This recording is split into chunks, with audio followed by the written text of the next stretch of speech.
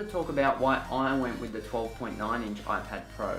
A lot of thought did go into it, and it was mainly to be a work tablet. Now, I work in an industry where I'm essentially in a sales role, but I work in a retail environment. So what this means is I tend to spend most of my day, I'm in a retail store, which can be fast-paced, walking around. I need something that's light, capable to be flipped, folded away, and put out of the way at some times.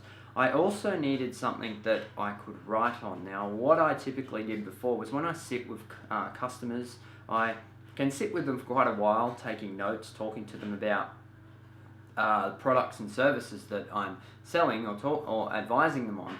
And what I would find is nearly every customer I sat with, I was getting a scrap of paper and writing everything down, because customers tend to respond better when they can see what they're looking at, what they're buying. If you just tell it to them, they have no idea what you're talking about, especially when it comes to technology. So you could look at, I really wanted something where I could keep my notes of what I'm interacting with that customer. I was using a piece of paper for every customer I sell, and that could be potentially 6 to 8 customers a day. That's 6 to 8 pieces of paper a day that I'm throwing out, giving to the customer that's got scribble all over it. Things that we want to remove, I can't remove from the piece of paper. I have to scribble them out, or if I make a mistake, I have to scribble that out. What having an iPad was going to do, I was mainly wanting the pen or pencil to allow me to take those notes on an electronic surface. I was then able to email them to the customer. I then create a connection with that person to get back in touch with me via email. I also then have a copy of those notes in my email account, so I can refer back to them myself. So what made me decide between it? So it was definitely an iPad Pro decision, but which one? I was initially completely for the 9.7 inch. That was the model I was going for. Now, if you look at my previous videos, I had an original 9.7 inch iPad 3, as you would call it, that I sold and I updated to the iPad mini 2 when the Retina display came out on that one. Now, the reason I did that was because then my iPad was solely an at-home use device. I did not really take it anywhere. My original iPad I did take to university, which obviously they did not make the mini at that point in time, which was a great device for university. I wanted a keyboard and everything for that device, but then once I left university, the iPad mini became a more suitable device for me. Since then, I found the iPad mini was a little too small. It became, when I bought the iPad mini, I had an iPhone 5. I now have an iPhone 6S, which I coupled with getting a Plus, but the iPad mini made me choose the non-Plus version. So having a 6S, the difference in size wasn't that great. So I was opting to go for a bigger iPad again. Now, one of the main reasons I went for the iPad Pro had nothing to do with the actual product and had to do with what I could get my hands on. Now, in my role, we sell technology products, and we, for some reason, do not stock the iPad Pro 9.7 inch as of yet. No communication has been given why, but we do stock the 12.9 inch. So my ability to get the 9.7 inch was limited. I could not attach that to my personal phone account. I would have had to go and fork out the full amount of the cost of the iPad in one go, and obviously I was selling the mini, which could have recouped some of that, but I was not going to be getting as much of it was a bit more of a step to getting a 9.7 inch. My boss also used a 12.9 inch iPad Pro, and he was saying, he swore that, it was the better of the two and that I should go for the larger size. Now, obviously, I debated the pros and cons, and no pun intended, I decided, alright, well, it's easier for me to get my hands on the 12.9 inch, and so I went for that, and I thought, I was going to go for the 9.7, but it actually would have worked out more expensive for me, and the 12.9 inch is actually a more expensive tablet. So while my computer goes to screensaver, it was the best for the value. As much as I thought the size was going to be too big, it actually isn't that bad. So once you get your hands on the iPad Pro, when you first hold it, it is a behemoth. You're like, oh my god, this thing is enormous. And it is quite a large tablet device, and if you're using it at home, it is completely impractical. It is extremely annoying to lay on the lounge and try and hold this thing up. You would not be using this at home, laying on your lounge or around the house. It's the perfect laptop replacement, I would say, but with a laptop, you still typically need your desk. If I'm going to sit on the lounge, I would much rather have a laptop on my lap than this thing. However, in the workspace where I'm using this device, it is brilliant. I can't say because I haven't used a smaller one, but it is not too small. It is perfect, and because a lot of my day I usually have this propped up on the stand with the keyboard in front of myself and my customers, and I'm going through.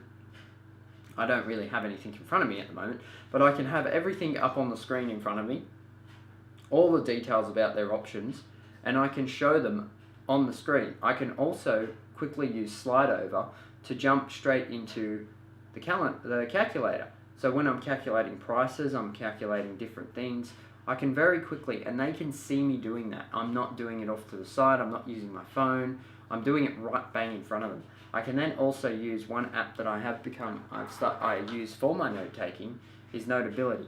So when I'm doing my notes, I'm able to fill out everything in front of the customer. Now, when I'm filling out my notes, I often have the tablet sitting flush on the table. I've still got the ability to quickly slide out the calculator. I'm able to multitask while also using a pen, which is far better than a laptop, obviously. A laptop will be completely not suitable in this situation. But I also have the keyboard there for when I do at the end of the consultation want to forward my notes, everything we've talked about to the customer. I flip the keyboard out, I attach my notes, I then can write out an email bulking out everything that we've just gone through. So it's a very niche product, but it definitely there is a market for it, and I can see where Apple sort of were going for it. Now, when the iPad Pro 12.9 inch came out, I thought it was ridiculous. I thought it was the dumbest idea ever. I'm like, seriously, who needs that? A very small amount of people who need that. The Surface Pro obviously hits that niche as well, but the Surface Pro, I think, is a little bit more of a step up. If I was using, I know the iPad Pro cannot run full Office software, but in my role, I don't need it. I know the Surface, you can put a USB. I don't need that sort of thing. I am working basically here and now. I'm not storing and moving files. I'm creating files and forwarding them. I want the advantage of being able to use a full mobile OS on something like this, I guess, is allows for ease of use and very quick responses that you can just go forward that email. You don't have a full operating system on there that requires a trackpad that gets in the way a little bit. One of the things that, I guess some of the downsides I've noticed about it is big. It does, if I'm at a small desk, it gets in the way once, because I've still got to operate a desktop computer to process orders and the systems at work that will not run on an iPad. So it can get in the way if I've got the keyboard and I'm trying to shove the iPad off to the side after finishing using it. So that is one downside. One of the biggest things that annoyed me is lack of apps. A lot of apps do not support the 12.9 inch size, and there's a lack of Pro apps too. So the iPad Pro, some of the things I was really keen for was some 3D drawing programs. Not one of 3D drawing programs like AutoCAD and all that are on PCs and Macs and that are available on iPad. They have their own versions, but they do not allow the three-dimensional space. They're all two-dimensional.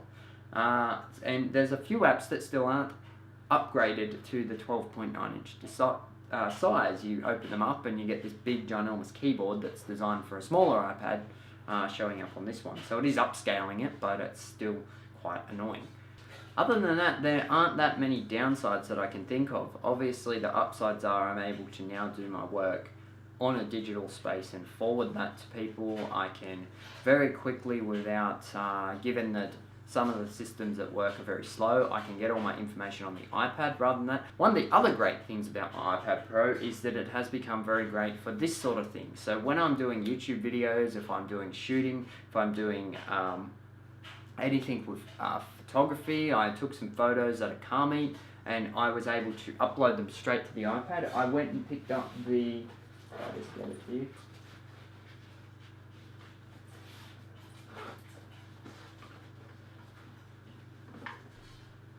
I went and picked up the Apple Lightning to SD adapter. So basically this video, if I was shooting this not at home with my iMac where I could edit it, I could basically upload this video straight to my iPad Pro and use something like iMovie on the iPad Pro to edit it away from home. So it's a very powerful device in that way. I haven't done a video edit just yet. I have imported photos with this, and that was really good because I was able to then look at the photos on a big screen rather than the small screen on the back of the camera. So it definitely has power and potential.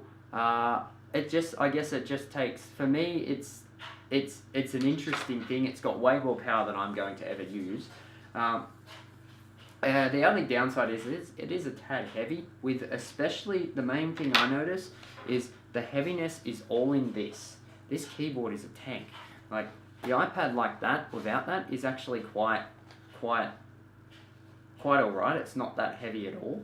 That, you know, you could hold that for a while, but as soon as you attach this and flip that around, it becomes just that tad too much. It's that tad bit too heavy that you know, carrying it, you're going to start to get a sore hand or sore arm after about 10 minutes or so.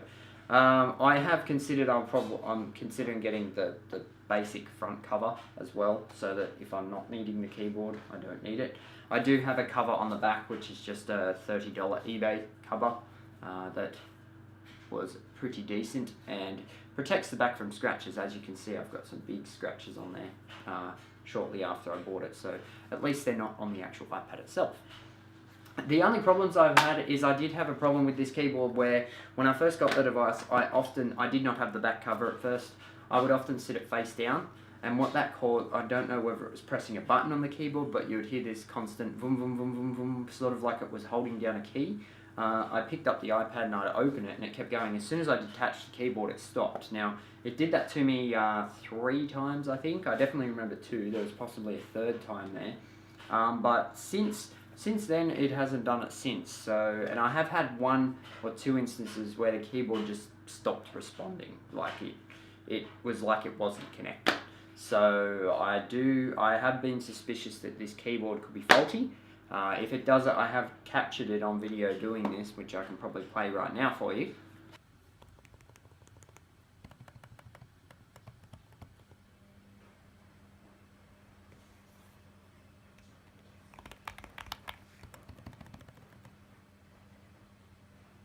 But if it does continue that, I will likely walk into Apple and say, hey, give me a new keyboard because this one's not working.